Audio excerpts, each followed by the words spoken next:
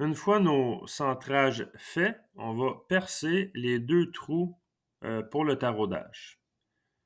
On va aller choisir l'opération Drill.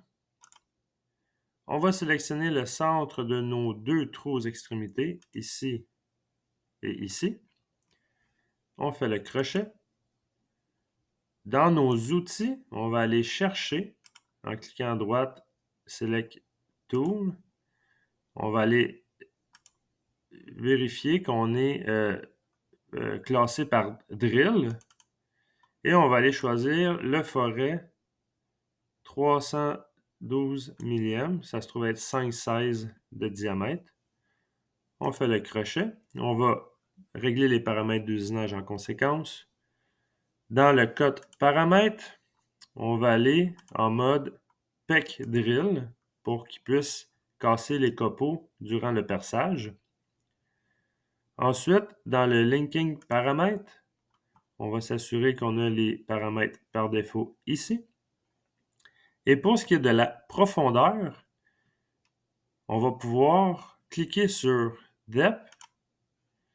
Et si j'incline un petit peu ma pièce, je vois une entité cylindrique au fond de mon trou.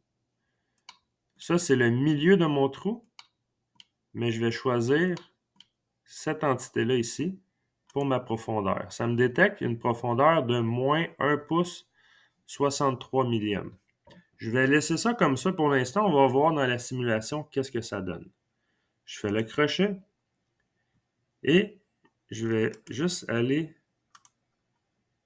dans cette vue-là ici. Je vais faire CTRL-T pour voir en semi-transparent et je vais simuler avec le toolpath qui est juste ici. On va voir qu'est-ce que ça donne. Là, on est en PEC Drill. Je veux juste aller jusqu'au fond du trou pour voir où est-ce qu'il va s'arrêter. Là, vous remarquerez qu'on a mis moins 1 pouce 63 millième. Le forêt, la référence du forêt, c'est la pointe. Ce qui fait que, normalement, il devrait arrêter à ce niveau-là ici, à moins 1 pouce 63. Comme ça ici. Sauf qu'on voit que ce n'est pas assez creux. Là, il va aller faire l'autre trou à côté.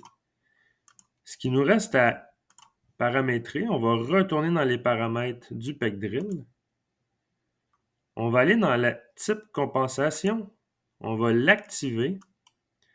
On a un forêt de 118 degrés, mais pour ce qui est de la distance de sortie ici, il est par défaut à 100 millième. Et là, c'est là qu'on va le mettre à 0. Comme ça, on n'a pas à calculer de trigo à savoir, OK, j'ai un forêt de 118, il devrait descendre de combien. Ce qu'on va faire, on va le mettre à 0, mais lui, il va compenser quand même de l'angle du forêt. On va faire le crochet, on va régénérer et on va resimuler pour voir qu'est-ce que ça donne.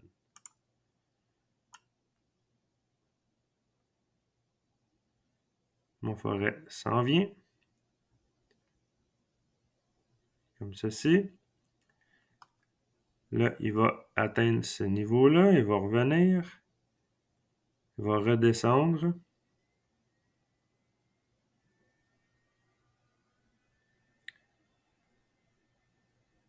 Il s'en vient ici.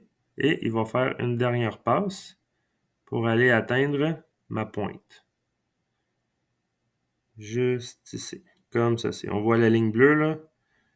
Ça veut dire que la pointe va arriver ici. Le forêt arrête au bon endroit et va faire l'autre trou d'à côté. Alors, c'est comme ça qu'on règle pour la profondeur d'un forêt.